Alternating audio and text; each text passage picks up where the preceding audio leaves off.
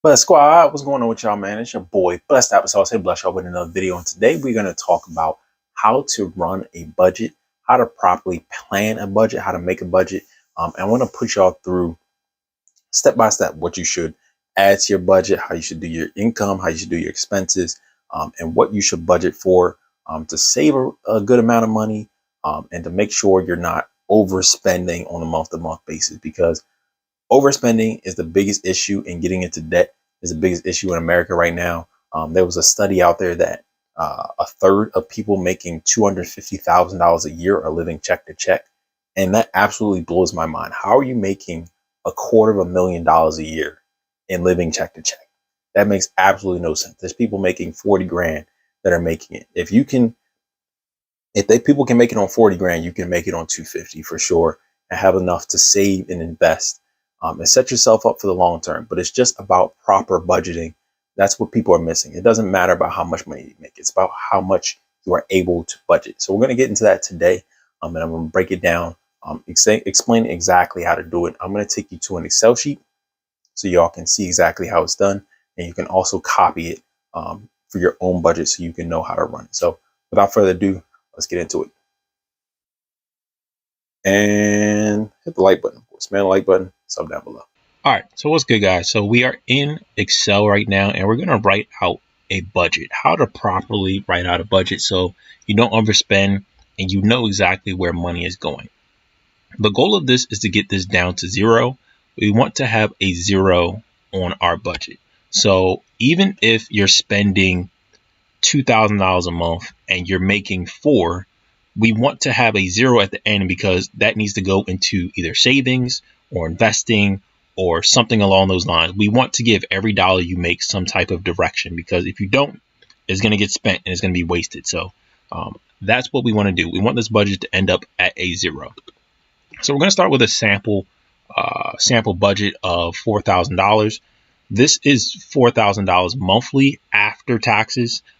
So this particular individual might be making a little more before taxes, but this is just a sample of a potential income. You can just adjust it based on how much you're making on a monthly basis. And if you have one of those jobs where you're not like making consistent income, you can take your average. So if you average $60,000 a year, just divide that by 12. Even if you're making $500 one month and then you make $10,000 the second month, just average it out and you'll get your monthly income, and you can calculate it this way. So let's start off with, after we have our monthly income, we need to write out each one of our expenses.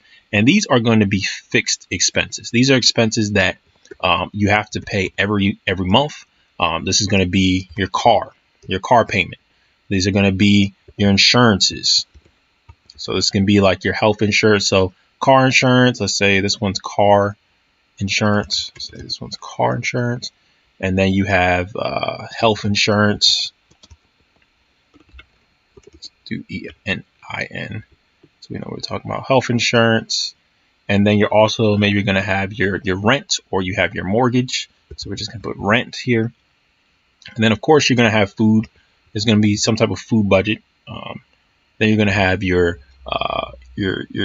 phone, because you have to pay for your phone, and maybe you have your gas for your car. So these are just some sample items that you may have. It's going to fluctuate based on what you do. Maybe you have a cable bill. Me personally, I don't really watch cable like that, so that's not for me. But maybe you have cable and you pay $80 a month, or maybe you have some type of added fixed expense that you need to add in here. So basically, just put all your fixed expenses in there that you're paying on a monthly basis, and you're going to calculate that. Also, you're going to have your debts. We're going to get to that in a second, but let's put some samples in here for our expenses. So let's say it's $300 for the car note, and then your insurance is going to be $125. That's a little low for insurance, but let's say it's about $125 based on you have a good policy. Let's say your health insurance is $188. We'll calculate like dental as well as health in there. Let's say your rent is $1,200 a month. Let's say your food, you're spending about $400 a month on food. We'll say your phone is $80 a month, and for gas, we'll say you're spending $150. With inflation, is probably closer to $180, $200, but we'll put $150 on there for this sample budget. So that's what you're gonna have for your fixed expenses. So that puts us at $2,493. So we'll put that down here for our fixed expenses. $2,493 is our total for expenses there. So that's how you're going to calculate it. And you're going to have to manage this in a way where if you're making $4,000 a month, you need to have something left over where you're not going deeper into debt. And let's say your credit card 1 and your credit card 2 are not being used through this. And this is where a lot of people get into trouble. They have their car note. They have an expensive car. They have expensive health insurance. Their rent is $2,000 a month, and they're wondering why they can't pay their bills. They can't afford gas. They can't afford food. And it's because you don't have, you're not setting yourself up where you're calculating how much you have to spend every month in your fixed expenses. So take a look at that and make sure you're managing that properly. And also that takes me to a point of you also need to put in some type of fudge, some miscellaneous factor. So I also put this in the fixed category as well. I think this is very important to have a fun/miscellaneous section, and we're going to put $700 for that. This is going to be the things where if you like going out to eat on a weekly basis, maybe you spend $50 a week at restaurants. Maybe you like going to concerts and stuff like that. You go on a monthly basis. You're going to put that into this category. This is going to be your fun category. And a lot of people don't focus on this category. They think, oh, I just have ABC to pay. And they don't really focus on, okay, I might want to live life and have a good time. So that is very important to put a fun category in there, because you don't just want to be working, paying bills and not have space to have fun in life.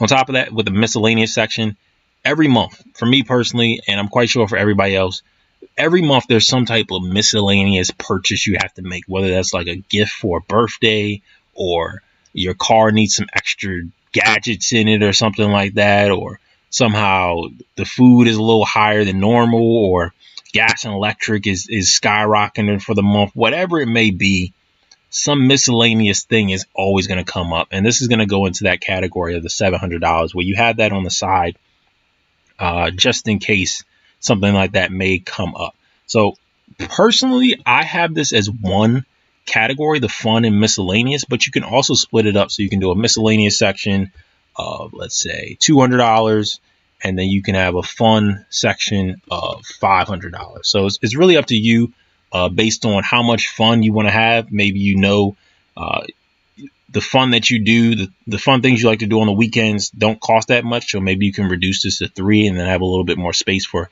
miscellaneous items. But it's really up to you how you want to manage your budget. But we're going to do this right here. $500 for fun, and then $200 for miscellaneous items that may come up during the month. So next, we're going to have our credit cards. If you have not watched my video, how to get out of credit card debt, go check that out right now. Because on this channel, we don't believe in getting into a lot of debt.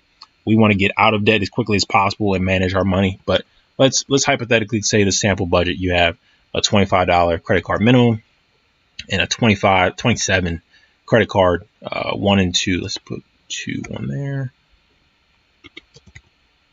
Let's put 1 on that one. So those are 2 credit cards. Let's say you also have some student loans. And let's say you're paying $200 on the student loans. So calculating this all up, you're going to end up pretty close to your max number of how much you need to pay. So you're going to be paying $24.93, and then you're going to add $700 to that. So $24.93, then $700, and then you're going to be paying $52 in loans. So that's going to bring our total all the way up to $344.5. is going to be our total expenses completely. And this is good because we know with our debts, with our fund, with all our fixed expenses, we know that we're going to be paying this much every month, total every month. And that's good because it gives us an opportunity to move some money into savings and move some money into investing, because we have a little over $500 to play with, which is great. And this is what you want to see out of your budget.